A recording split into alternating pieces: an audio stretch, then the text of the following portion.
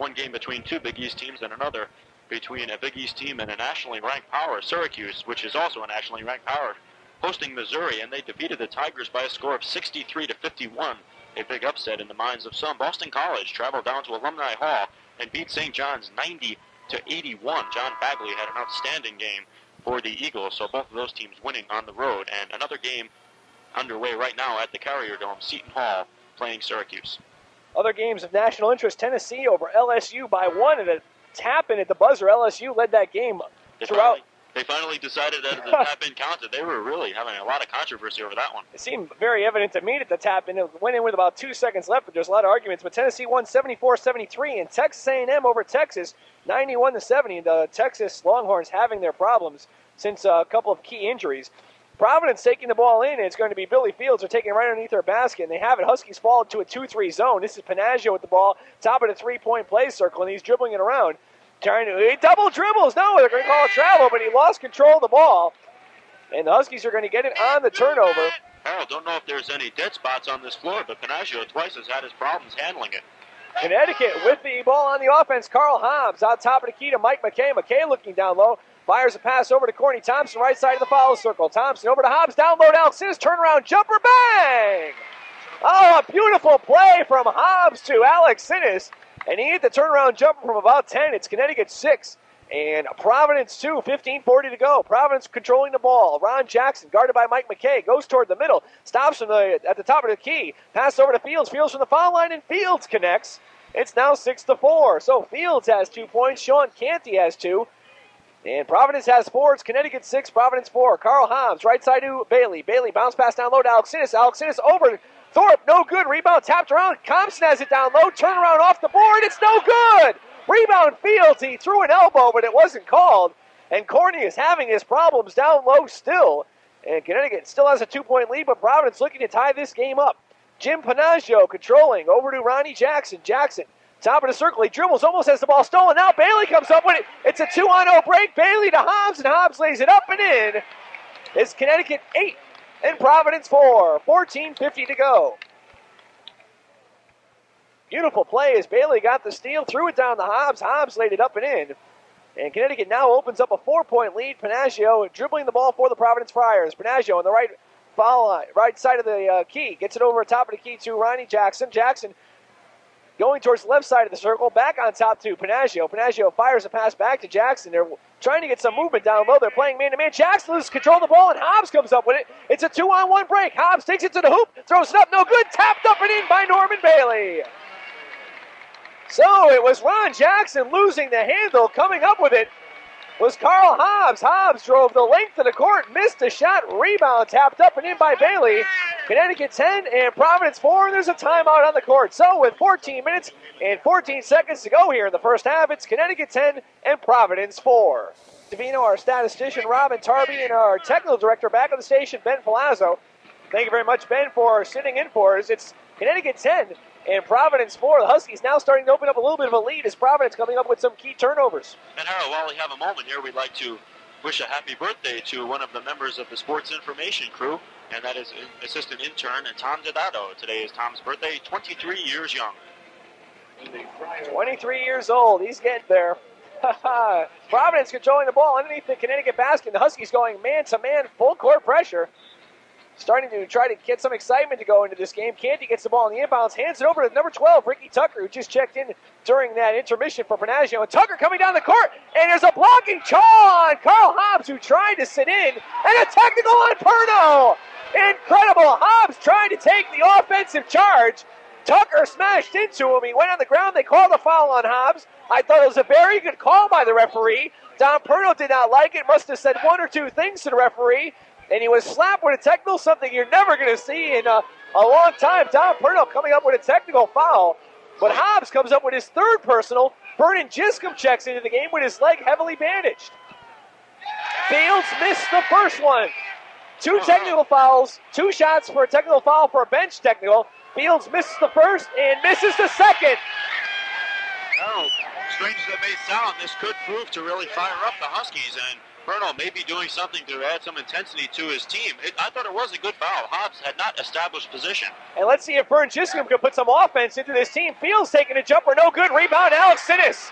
Oh, he pulled down that ball with authority, something we haven't seen in a while. Giscombe has it over to Bailey in the corner to McKay from 20. No good. Rebound, Bailey. Takes the 10-footer and he hits it. He's fouled. Oh, you're right, Tony. They seem to be a little more intensified. Bailey hits the rebound. 2 points for him. He's fouled on the play, and he'll go to the line to try for the three-point play. That was a good offensive board by Norman Bailey, something he does very well for a person with his lack of size. He's only 6'4", but likes to work down low with the big men. That time he got that rebound and tapped it in. That's the second time he's gotten a tap in. Sean Canty quickly picking up foul number 3. Bailey hits, and it's now Connecticut 13 and Providence 4, a 9-point lead. Norman Bailey has quietly picked up 7 points. And Harold Billy Fields certainly did not benefit from those technicals. He missed both the technical shots, and then he missed an outside shot right after it. Ron Jackson brings the ball down on Mike McKay. A couple of fives going at it. Pass over to Sean Canty in the corner to Tucker. Down low to Thorpe. Thorpe working his magic. Turn around from 5. No good. Rebound, Alex Sinnis. Chuck pulled down another one, and he's fouled on the play by Billy Fields. There was an article a little bit earlier in the Connecticut Daily Campus about Billy Fields, who could not believe Connecticut was ranked 5th in the preseason poll, and that's where the Huskies are now. And Fields not doing a very good job right now, missing 3 consecutive shots, picking up his first foul, the 4th team foul, and Connecticut has the ball. 13:30 to go. Giscombe down low to Thompson. He fakes up. Thorpe throws up a shot, but he's fouled. And I believe this one's going to go against Canty also, and if it is, it's foul number 4. Oh, that was a pretty move by Corney, though, as he faked his man in the air. And it is indeed the foul on Canty. That's his 4th personal, so that's going to take him right out of the game. Sean Canty picking up 4 fouls in about 6.5 minutes of play, and that's pretty incredible. Let's see who they bring in. Could be Keith Lomax, who saw a lot of action last time. Ricky Tucker and Lomax are usually the first ones off the bench, but it's going to be Marlon Burns stripping off the Friar lineup. Marlon Burns averages 4 points a game and 3 rebounds. And he gets in the game wearing number 31. He is a 6'8" sophomore forward who hails from South Dartmouth, Massachusetts. And here's Corney Thompson on the free throw line. Thompson on the year shooting 69%. And Corney misses the first. Corney's having all sorts of problems. And Harold, not only is he shooting worse, he's not shooting as much. His freshman year, he shot 158 times from the field, from the free throw line. Coming into this game, he hadn't even shot 100 times. He hits the second one. Connecticut on top by 10, and Providence inbounds the ball. Ricky Tucker being guarded by Vern Giscombe, who has that left leg very heavily taped. He must have pulled a muscle in practice. Pass goes across to Marlon Burns. Burns gets it over to Ricky Tucker. Tucker top of the key to Ronnie Jackson, and Jackson looking to make his move. Jackson now driving down the lane. He has the ball stolen by Thompson. But he's going to get called for a foul, much to the dismay of the crowd and Corney. But Jackson likes to drive, especially in traffic. He tries to play a little bit of a John Bagley, and he's been doing very well. He has not scored tonight, though. And then we've played almost 7 minutes. He's the leading scorer for the Providence team, averaging 17 points a game. This is Ricky Tucker. Tucker driving the far sideline.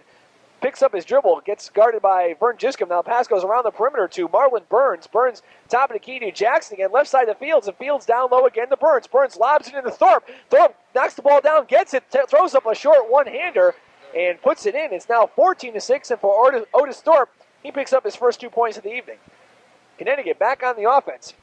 Vern Giscombe over to number 30, Norman Bailey. Bailey over into Thompson, back to Bailey. Cross quarter to Mike McKay, top of the circle. Down low to Bailey. Bailey drives, gets over to Thompson, who throws up a shot and is fouled, this time by Ron Jackson. So a beautiful set of passes by the Connecticut Huskies. And Corney Thompson was throwing up a shot. No, you said there's not going to be a foul called. They're calling it a block. But nonetheless, the Huskies will have the ball. So let me correct myself. No foul. A block shot by Jackson, but a timeout on the court. So with 12 minutes and 35 seconds remaining here in half number 1, it's Connecticut 14 and Providence 6. We'll be back right after this. Savino, 12 minutes and 35 seconds to go here in the first half. It's Connecticut 14 and Providence 6, and I mistakenly said right before that last timeout that Thompson was fouled. He was not. Was called a block by Ron Jackson, so the Huskies will get the ball underneath. And that's just another play that just typifies the way Corney Thompson has been playing at this part of the season. He can't even get a call going his way, as he was down low looking for the layup, but Jackson came out of nowhere to block his shot. But it also points to another thing, Harold, and that's the fact the Huskies are able to get the ball inside and get a lot of penetration.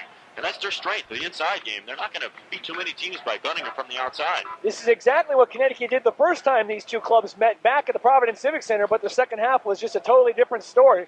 Let's see what's going to happen. Huskies inbounding the ball. Mike McKay will take the ball. He gets a bounce pass to Corny Thompson. Thompson out top to Giscombe, left side to Bailey. And down low to Alex Innes. Turnaround jumper. It's around the rim. No good. Rebound tapped up by Thompson. Tapped up again. It's still in the air, and Thorpe pulls it down. What a leaper. No, make that Marlon Burns. Burns came down with that rebound, so Providence coming back the other way. This is Ricky Tucker crossing half court. Passes over to Ron Jackson. Right side to Burns. Burns being guarded by Alex Innes. Gets over to Fields. Left side to Jackson in the corner to Tucker. Tucker down low to Otis Thorpe, but a blocking foul called. Let's see what's going to go against. Probably Alex Innes. And it is going to go against Chuck Alex Innes. He did not establish position down low. That is the 17th foul for Connecticut, and the 1-and-1 will occur. Second team foul for Chuck, so Otis Thorpe will go to the line. He is shooting 67% from the free throw line, 74% in Big East play. Providence put Ricky Tucker in the game. They go with Tucker and Keith Lomax as 6th and 7th men off the bench to get some offensive firepower. So far, Lomax has not played and Tucker hasn't scored. Thorpe's misses, rebounded by Thompson. It goes all the way down from Giscombe on a long pass, knocked out of bounds by Providence. And Connecticut will keep control of the ball. Kaczynski checks into the game for Chuck Alex Innes. And Kaczynski, as you said, Tony, did not play very much versus Seton Hall. He had a pulled hamstring, but there's no bandage on his leg, and he is in the game. Mike McKay inbounds the ball to Giscombe. Back in the corner, McKay down low to Thompson. He's double teamed. He keeps control of the ball. He throws it in, and it's stolen by Jackson, who dribbles off his foot. And Thompson comes up with it. 2-on-1 break. Thompson's in the hoop, and he misses the layup. Corny Thompson misses the layup, but a foul on the play.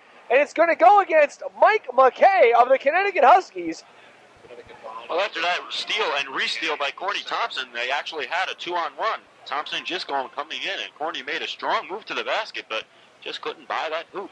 Corny has not been able to buy a basket. That's probably the best way you can put it, Tony. He's 1 for 2 from the free throw line and about 0 for 3 or 0 for 4 from the floor. And he's coming off a 4 for 15 shooting game against Seton Hall. Thorpe hits this time. He missed it last time, so it's now 14-7 as Otis picks up his third point. Corny still with a good field goal percentage, though, 54% and over 50% in the Big East. Thorpe taking his time, maybe a little bit too much time. Now he finally shoots and hits this one. It's now 14-8. 11:51 to go, and Connecticut has the ball. This is Vernon Giscombe dribbling between his legs as Providence falls into a 2-3 zone.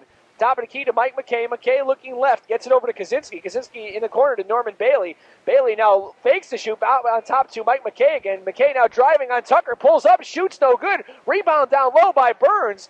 And Burns was up in traffic pulling that board down, and Providence has a chance to come to within 4 points if they can hit this basket. This is Ricky Tucker crossing the timeline, being guarded by Giscombe. Huskies still playing man-to-man. Tucker gets it out to Billy Fields. Fields is being guarded all over there by number 30, Norman Bailey, as he hands it over to Ronnie Jackson, who has yet to score so far this evening. Remember, he only scored 4 points in the first game, 13 in the first half, 13 in the second half in the first game. The Huskies with a steal, but they lose it almost immediately, and a long pass and a bad pass, and Providence will get it right back in front of the Husky bench. 11:05 to go, 14-8. Providence with the ball. Ricky Tucker behind the back trying to make a move on Giscombe. Stops at the top of the circle, still controlling his dribble, though. Dribbling the ball now on the far sideline. Now Tucker dribbling towards the middle. He dribbles a lot and he shoots a lot, and that's how come he hasn't been playing that much. Now a 5-second violation. It'll be a jump ball, and it's going to go the Providence way. And Harold, you're talking about him dribbling a lot, and that's why he got called for that 5-second violation, not moving the ball forward. Now another substitution being made, and it is Keith Lomax now coming into the game. So they have both their bench men in, and that is Ricky Tucker and Lomax. Lomax replaces Billy Fields. And Ricky Tucker was not too happy with that call, but the next jump ball will go to the Connecticut Huskies, so they really did not lose anything from that at all, as Providence already had the ball. Ricky Tucker dribbling on the far sideline, being guarded by Vern Giscombe. He's trying to get the ball in. Now he gets it to Jackson. Jackson head fake, starts to drive on McKay, takes a jumper, no good. Rebound down low by Lomax. Lomax over Kaczynski, but no call, no shot, a traveling violation. And the Huskies get control of the ball on the turnover, but Ron Jackson has been throwing up absolutely nothing also. He's having a game a little bit like Courtney Thompson. He has yet to score. And we have a substitution. Enter Chuck Alexinis, exit Cornelius Thompson. And Huskies able to get Courtney Thompson a little bit of a breather early in the game for him. Courtney didn't get one against Seton Hall until he fouled out. Mike McKay, top of the circle, down low to Alexinis, pass over to Giscombe from 20, bang! 16-8 as Vernon hits his first shot of the evening. Huskies open up the 8-point lead and continue with the man-to-man coverage. This is Marlon Burns, and Chuck Alexinis comes out to guard him. Burns trying to get a backdoor pass, a steal by Norman Bailey, up to Vern Giscombe. He throws up a layup and scores! Bailey with the assist and the steal, and Vernon Giscombe with the basket. His fourth point, it's 18-8. Connecticut with a 10-point lead. Tucker over to Ronnie Jackson. Jackson guarded by McKay again. He now goes to his left, trying to drive down the lane. Pulls up from the broken circle, throws up a shot, no good, and a foul. And I believe it's going to go against number 30, Norman Bailey, with a push. And Harold, we can see why the Huskies have that 10-point lead, is that they are playing good team basketball and helping out on defense. That time Alexinis forcing that steal. Bailey picking up the ball, throwing down to Giscombe for the layup. On the other hand, Ron Jackson is just going one-on-one primarily, and that is really costing them. They're not only committing turnovers, but they're not hitting any of their shots as Jackson misses the first free throw. And Jackson pushed that shot. That was not a normal shot for him. He is now playing very tentatively. Very poor form. This one looks a little bit better, but again it misses. Rebound Lomax. Lomax over Kaczynski. A shot no good. Rebound Thorpe. He puts it up and in. No, it's not Thorpe. It's Burns. Marlon Burns and Otis Thorpe look similar, and they're very close in numbers, 31 and 33. And Marlon Burns picked up that rebound and scored. Here's the Huskies. A bounce pass from Norman Bailey. Now Alexinis turnaround jumper. He hits and is fouled on the play. Norman Bailey setting that one up with a pretty assist, and Alexinis will go to the free throw line. He has 6 points so far. One thing the Friars aren't doing very well is hitting their free throws. And they have a little bit too many turnovers, but they're getting their fair share of rebounds. Chuck Alexinis now shooting, and he misses the three-point play. Rebound goes out of bounds. Last touch by Marlon Burns, who kicks the back of the basket. Wasn't too happy with himself, and the Huskies will have a chance to make it a 4-point play. And the funny thing is, this is not really a bad foul-shooting team. They're 72% in Big East play. Giscombe gets it into McKay. McKay down low, back to Giscombe, open from 20. He shoots, and he hits! Vern Giscombe with his 6 points. Connecticut 22, and Providence 10 is Vern Giscombe playing a fine game here in the first half. Ricky Tucker going against Giscombe. A pair of 12s going at it now, so a pair of 12s and a pair of 5s on the floor. This is number 33, Otis Thorpe, down low. He goes on against a couple of Huskies. Go pass over to Jackson, who throws up and in the layup. So it's now 22-12. Connecticut's lead cut to 10, and the Huskies have control of the basketball. This is Mike McKay. McKay bounce pass down low to Alexinis. It's knocked away and controlled by Providence. And this is Keith Lomax handing it over to Ricky Tucker, and Providence wearing the road black coming back on the offense. Keith Lomax driving on Mike McKay, drives down the lane, passes down to Marlon Burns from the baseline, but a travel violation called on Lomax, and a substitution in the game for Connecticut. Courtney Thompson comes into the game, and Michael McKay takes a seat on the bench for a timeout called on the court. So with 8 minutes and 36 seconds remaining here in the first half, it's Connecticut 22 and Providence 12. We'll be back with more Connecticut Husky basketball action right after this message. Well, Darak back with Tony Savino. We'd like to take this time to thank Mr. William Neiman out of Niantic, Connecticut, for writing us during the week a very warm letter expressing his likes of the WHUS Sports Department. And if anyone else out there would like to write WHUS Sports, good or bad, you get out a pen and pencil and paper and write to WHUS Sports Box U-8, Stores, Connecticut. The zip is 06268. We love hearing letters, and either good or bad, we'll take both. And we even love reading them, too, besides hearing them. We get them, and we read them. Excuse me, Harold, just a little discussion we were having a few moments ago is about this floor. Appears to be very dead. There was a hockey game played here last night, American Hockey League, as the Nighthawks lost to the Rochester Americans 5-2, but still, this floor seems to be a little bit dead. It was just laid down, and that could have a little bit of effect to it. And there has been a lot of turnovers. Well, Connecticut gets the ball on the inbounds after the Providence travel call and the timeout, and it's Norman Bailey, top of the key, over to Vern Giscombe. He drives, dishes into the low down to Courtney Thompson. Thompson tries to throw up a shot, but a charging call on Courtney. charging into Otis Thorpe, and not many people in the crowd believe that one, but Corny getting called for the elbow, and Providence will get control of the basketball on that turnover. 22-12, Connecticut on top by 10, 8:24 to go. Providence trying to inbound it. Lomax tries to get it in, but knocked away and out of bounds by Giscombe. Good play by the sophomore, as Giscombe applying full court man-to-man pressure on Ricky Tucker. The ball this time comes into Marlon Burns. Burns over to Keith Lomax, and Lomax clearing out everybody, trying to dribble one-on-one, but he fires a pass back to Burns, who dribbles across half court. Burns now slows things up, gets it back over to Lomax. Lomax is dribbling around, guarded by Cornelius Thompson. Lomax on the left side, top of the key to Burns. Burns looking left, now driving down the lane, pass into Lomax. Lomax drives the baseline, goes around Alex Sinnis, and he misses a shot, rebound by Chuck. So the Huskies playing man-to-man with Chuck. Alex Sinnis playing down low. Let the man drive baseline, but got control of the rebound. Huskies controlling the ball. This is Bailey, passing over to Alex Sinnis, back to Bailey. Now left corner over to Bruce Kaczynski. Kaczynski out top to Giscombe, top of the key to Bailey, down low to Thompson. He's in the bucket, turnaround jumper, but he's fouled on the play, and this time by Marlon Burns. Well, Corny Thompson not having a good game, and he's been kind of in a mini slump, but these are the times that the good players really come through and play with the intensity that they need, and Corny is not backing off, even though he's not playing that well. He's going to the basket, he's doing his fair share of good defense and rebounding, and he's just going to keep playing his game, and sooner or later things are going to fall because he's a good ball player. Marlon Burns picking up his second foul. The Providence team now over the limit, and Corny on the line shooting in the bonus situation. Corny hits the first one. So it's 2 points for Corny Thompson, Connecticut 23, and Providence 12. And Corny Thompson going for his second shot. Puts it up, and he also hits. Connecticut with a 12-point lead, 24-12. And Providence still facing full court pressure. Keith Lomax, guarded by Corny Thompson, now picks up, gets it over to Ricky Tucker. Tucker dribbling the ball across half court. And bounce passes over to Keith Lomax. Lomax driving on the right side.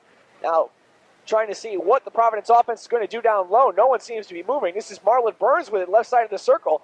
And again, Corny Thompson is on him. Pass down low to Lomax, over to Thorpe. Now Lomax wide open, throws up a shot, no good. Rebound tapped up and controlled by Kaczynski. Huskies are on the run.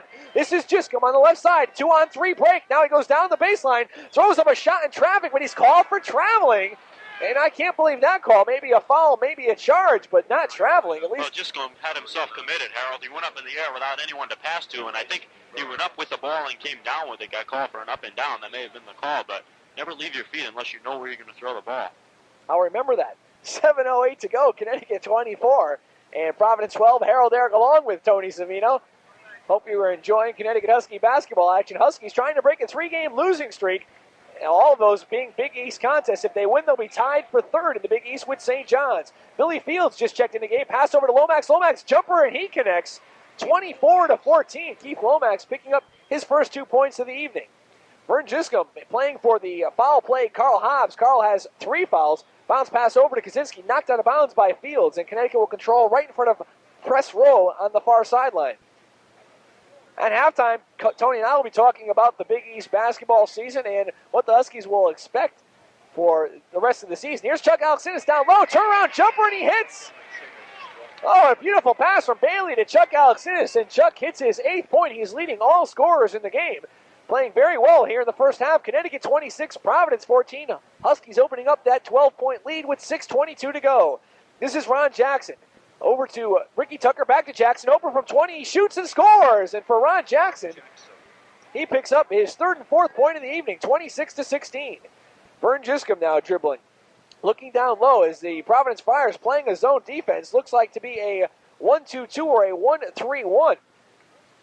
And this is Giscombe over to Norman Bailey. Bailey being guarded tightly by Ricky Tucker. Back to Giscombe. Giscombe now telling Corny to get down low, swinging the offense to the right side, and still continuing to dribble as Providence pretty much now matching up man-to-man. Bounce pass the right side to Thompson. Thompson cross-quarter to Bailey. Down low. Knocked away. It's on the ground, and Giscombe comes up with a jumper from 10. Bang!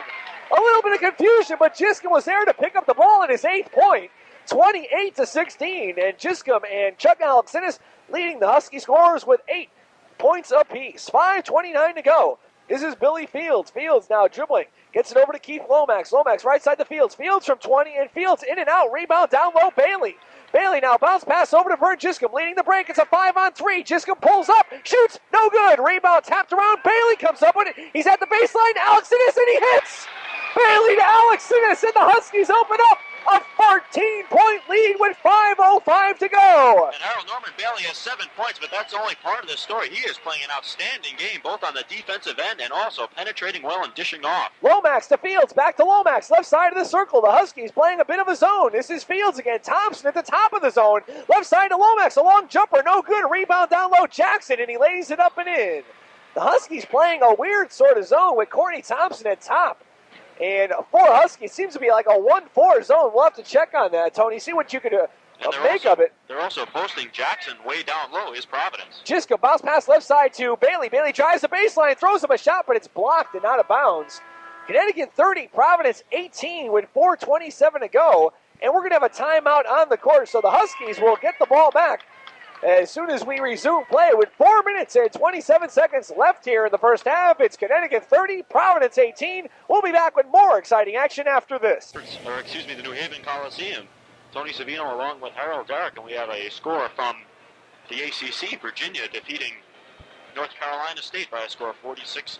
If our engineer Ben Palazzo was understood correctly, right now we have 4:27 to go in the first half. Connecticut playing a pretty good game. They are leading Providence by a score of 30-18. Harold, a very similar score to the one we had at halftime at the Providence Civic Center. The Huskies led by 15 in that game, but eventually blew the lead, and Providence came back to tie in regulation before the Huskies were able to score the only 2 points of the overtime, a tap by Bruce Kaczynski off a missed Corny Thompson shot at the buzzer. UConn winning that game 47-45 in overtime, but the Huskies have had their problems since then. They've only won one game, and that was up at Boston College. But Connecticut playing a good ball game. Norman Bailey playing very well on both ends of the floor. He has 7 points. Chuck Alex Innes has been playing well on the offensive end. Chuck with 10 points and also numerous rebounds. So the Huskies not playing too bad. Other scorers, Vern Giscombe has 8 points off the bench. Carl Hobbs with 2. Corny Thompson is still trying to break out of that shooting slump. He has 3 points, and all 3 have been from the foul line. Connecticut inbounding the ball, and Jim Sullivan taking it in, gets it into Vern Giscombe. Giscombe right around the 28-foot mark, and Providence falling into a man-to-man zone. Giscombe now alley-oop down low to Alex Innes. He gets it, turns around, banks and scores! Oh, a nice play by Chuck Alex Innes, and a good pass by Vern Giscombe. Connecticut 32, Providence 18, 4:10 to go. Billy Fields walks it across half court, gets it over to Keith Lomax. Corny Thompson now top of his key again. Left side down low to Thorpe. Thorpe jumper on the baseline. No good. Rebound Vern Giscombe as it's tapped out. Giscombe slowly walks it across now. Slows things up. Top of the circle. Left side to Sullivan. Bounce pass down low to Alex Innes. And he is fouled in the play by, I believe, Keith Lomax. And Harold, Chuck Alex Innes causing the Friars all sorts of fits down low. The Huskies getting that ball down to the big man and getting those men in foul trouble. Keith Lomax picking up his first personal. So Alex Innes will be on the line shooting at 1-1 so far this year. Chuck has been having a little difficulty from the foul line. He's shooting only at 67%, but he hits his first. And a lot of people say that the foul shooting problems of Alex Innes against Seton Hall is what spelled the eventual doom of the Huskies against the Pirates. 3:52 to go. Connecticut on top by 15 points, similar to what happened in Providence about a couple of weeks ago. Chuck hits his second one, 34-18. Maybe there shouldn't be a halftime for Connecticut, at least today, because remember last time, Huskies had all sorts of problems in the second half versus Providence. Huskies playing a triangle and 2 with Thompson and Kaczynski along with Alex Innes forming a triangle, and 2 Huskies playing man-to-man. A jumper by Lomax misses, and it's rebounded by Kaczynski. Ron Jackson is being played man-to-man by Jimmy Sullivan, and I'm not sure exactly who the other person is going man-to-man. Now pass down low from Giscombe to Kaczynski in traffic. He shoots, no good. Rebound Fields. And again, Providence will slow things up. Let's see who's being played man-to-man. It's Sullivan on Ron Jackson and Vern Giscombe on Ricky Tucker. Other than that, it's going to be a triangle for the rest of the Huskies. Here's Otis Thorpe looking to drive baseline. Gets out to Lomax. Top of the key to Fields. Long-range jumper, and he connects. 34-20. But so far, this strategy has been working. Jackson has 6, and the other player, Ricky Tucker, has no points. And now the Huskies have the ball, a whistle, and let's see what we're going to have. I believe a 3-second violation. Into the Friar lineup, number 14, on Connecticut. Nonetheless, the Huskies lose the ball on the turnover. 2:57 to go. Carl Hill checking in the game, wearing number 14 for Keith Lomax. And Providence now going with Fields, Carl Hill, Ricky Tucker, Ron Jackson, and Otis Thorpe. And Ron Jackson has the ball deep in the corner, takes a long-range shot, and he connects from about 25 feet out. It's now 34-22, and the Husky lead is cut to 12 with 2 minutes and 36 seconds to go. Vernon Giscombe calling out signals, getting it over to Jimmy Sullivan. Sullivan hands it back over to Vernon Giscombe. Giscombe going on the right sideline, starting up the action. Over to the corner to Kaczynski. Back over to Sullivan. Left side to Thompson. Thompson from 20. It's off. No good. Rebound tapped up by Alexis. No good. Rebound Kaczynski. He's in traffic and he's fouled. Corney misses another shot, but the Huskies keep it alive with two rebounds on the offensive end. And going to the free throw line will be Bruce Kaczynski as Carl Hill picks up his first foul of the evening. Well, Bruce Kaczynski is showing no ill effects from that hamstring pull that kept him to very little playing time against Seton Hall on Tuesday evening. Bruce doing a very good job off the boards in the limited time he has had so far, both on the defensive end, but they're getting the offensive rebound and turning it into a foul situation, so he has a couple of free throws. And he hits the first one. Kaczynski on the season shooting 56%, 67% in Big East action. 35-22, Huskies with a 13-point lead. 36-22. Connecticut on top by 14 points with 2 minutes and 20 seconds remaining here in half number one. Carl Hill across half court. Huskies in a 1-2-2 zone as they quit the triangle on two. Pass goes in the corner to Jackson. Over to Hill. Hill down low to Thorpe. Thorpe in the midst of Huskies misses a shot, gets a rebound, throws up, hits, and is fouled. And the foul is going to go against Vern Giscombe, so a three-point play can be had if Otis Thorpe can hit the foul shot. He now has 6 points. Connecticut foul number 23, Bruce Kaczynski, is first. And Thorpe shooting 67%. Well, right now, Harold, I'm sure that Joe Mulaney and his Friars would like to just kind of get this lead down to about 10 points or maybe a little bit less before halftime, and it's at 11 as Thorpe misses the first free throw. Misses the free throw. Coming down with the rebound is Alex Innes. The Huskies have control of the basketball. 12-point lead, less than 2 minutes to go. Vernon Giscombe around the three-point mark, slowing up things considerably. Providence playing a zone defense. Giscombe down low to Kaczynski. Kaczynski slips, gets it back to Giscombe from the foul line. He shoots, no good. Rebound tapped up, controlled by Sullivan. He drives, shoots, and he scores! Sullivan throw up a rainbow jumper from within the bucket, and he put it in. 38-24, 1:36 to go. This is Carl Hill controlling the ball. Huskies 1-2-2. Pass over to Tucker. In the corner to Jackson. Long-range bomb. No good. Rebound Kaczynski. Kaczynski has the ball stripped from him by Fields. Controlled by Jackson. 3-on-1 break. Pass over to Thorpe. Goes over his head.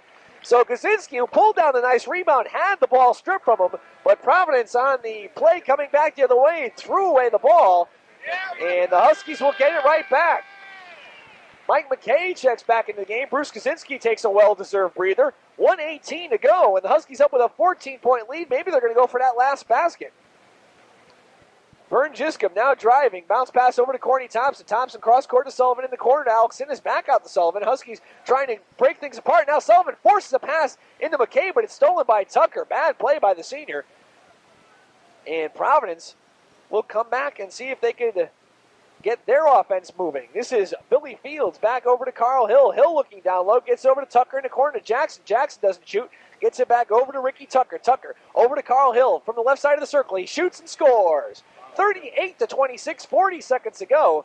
This should be the time the Huskies go for one more basket. Carl Hill picking up his first 2 points of the evening. They're led by Ron Jackson with 8, Otis Thorpe with 6, Billy Fields with 4. Now Providence starting to match up man-to-man. 26 seconds ago. Pass goes into Thompson, out to Jimmy Sullivan, over to Vernon Giscombe, and back to Jimmy Sullivan. Sullivan driving to an open hoop. He throws up a shot. It's blocked, and it's controlled by Providence with 14 seconds to go. Fields gets it over to Carl Hill. 11 seconds. Hill driving up the court, pulling up at the top of the circle. Pass over to Tucker. 6 seconds. Tucker in the corner to Fields. Long jumper. 4 seconds. He hits. 3 seconds. 2 seconds. 1, and that's the half. The Huskies ending on a sour note, half number one, as Providence picks up 4 or 6 quick points, and the halftime score here at the New Haven Veterans Memorial Coliseum. Connecticut 38, Providence 28. We'll be back with our halftime festivities right after this timeout. Our score at halftime is Connecticut 38, Providence College 28, and we'll make a correction on that score we gave earlier. Virginia defeated the Wolfpack of North Carolina State by a score of 45-40, not 46-40. So Virginia and Ralph Sampson continuing their winning ways.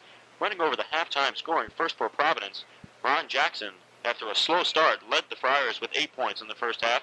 Billy Fields had 6, as did Otis Thorpe.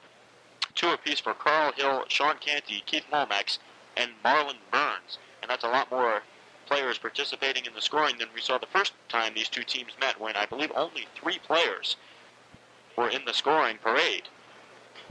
4 players in the scoring parade, and I remember they had 18 points from Jackson and 17 from Fields. On the Connecticut side of the ledger, Chuck Alexanis led the way. He had a good half. Chuck picking up 14 points, getting inside at will, and hitting that soft turnaround with the one hand. Bryn Giscombe came off the bench, and he did a good job from the outside, picking up 8 points.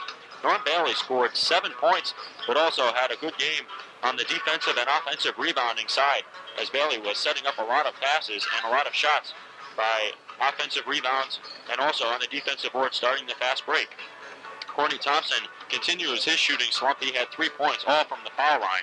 Bruce Kaczynski, Carl Hobbs, and Jimmy Sullivan had 2 points apiece. So our halftime score is Connecticut 38 and Providence College 28. Well, let's talk, while we have this opportunity here at halftime, why don't we talk a little bit about the Big East and the standings and what happened a little bit this week.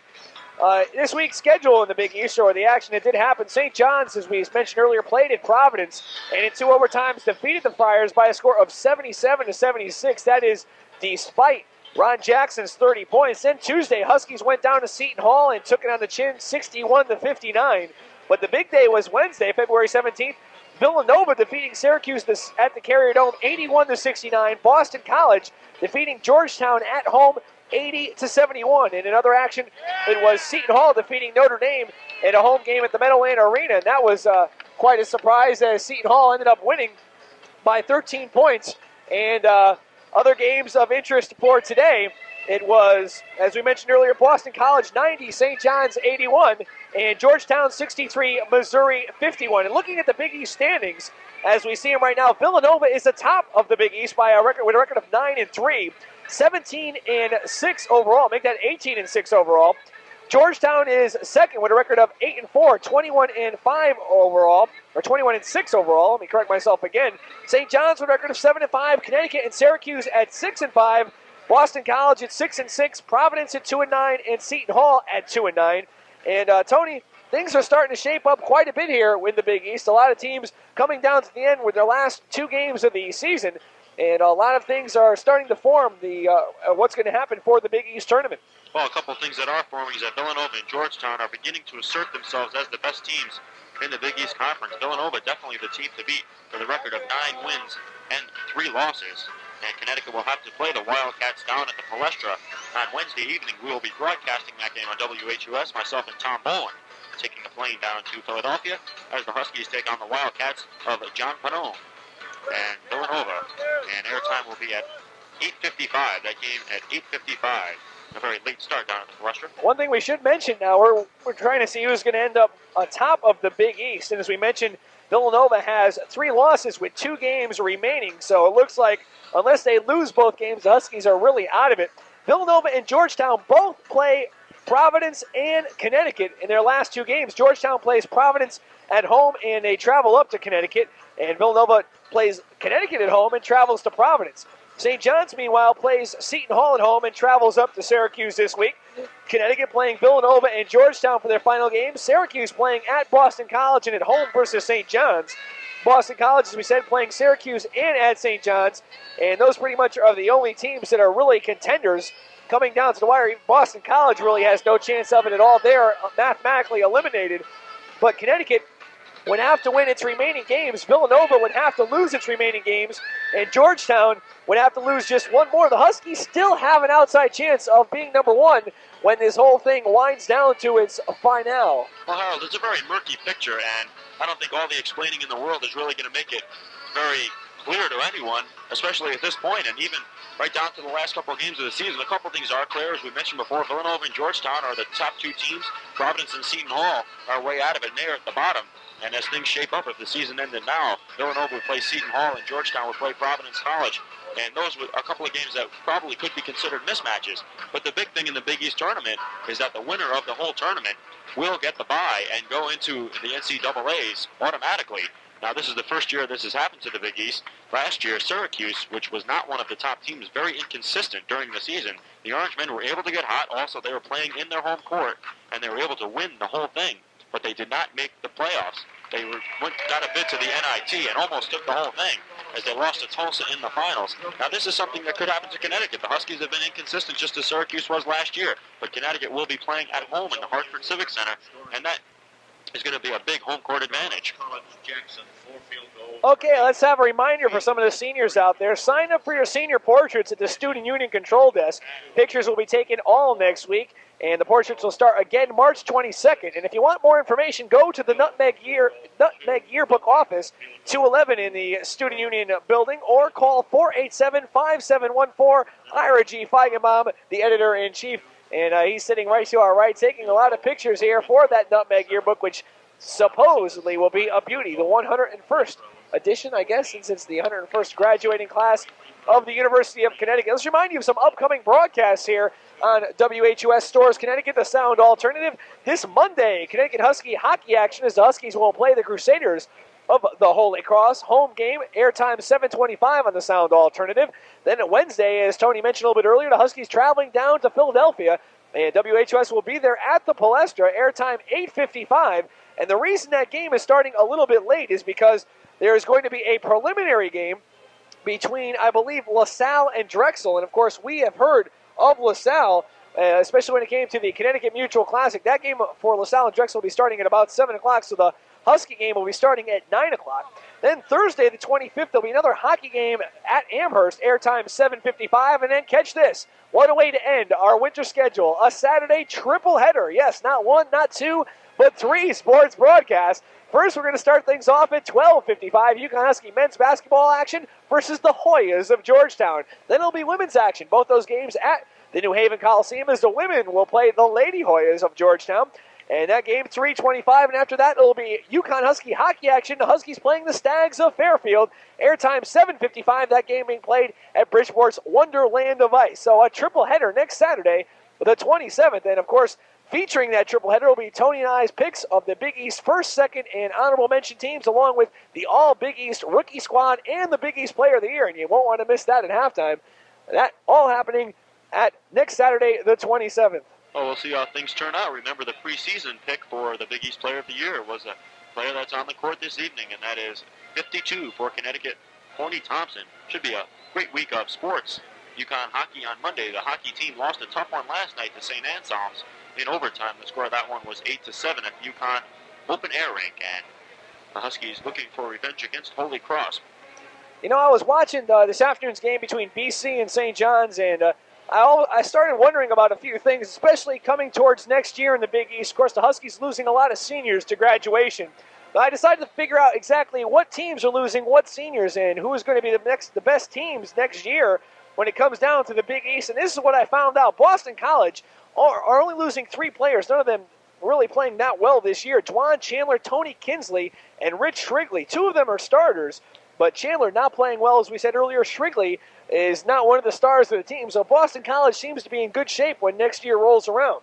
Boston College, that's true. They will have Bagley back, of course, for another year. And the way that team runs, anytime you have a John Bagley coming back, it's going to make them better. I think Shrigley could be an underrated player, though, Harold. I saw him against Georgetown on Wednesday night. It was up at the Roberts Arena, and he really had a very good game against the Hoyas. So you cannot underestimate a guy like Rich Shrigley, but you're right in saying that Boston College is not losing any of their real big players, but I think we're just saying they're not losing John Bagley. Huskies losing Chuck Alexanis, Mike McKay, Jim Sullivan, and Corny Thompson. That's 3 starters. That's going to be a pain. I don't think they're going to be able to fill those shoes. I wouldn't look for the Huskies to finish in the upper division next year. Well, the key for the Huskies was to have a big recruiting year, and they hear a lot about how good these players are, but they haven't really stepped in. The only player really seeing a lot of playing time is Larry Blucher Ryan Bucklew has seen very little time, and Mike Vaughn even less. And the Huskies really, when compared to the other Big East teams, did not have a very good recruiting year.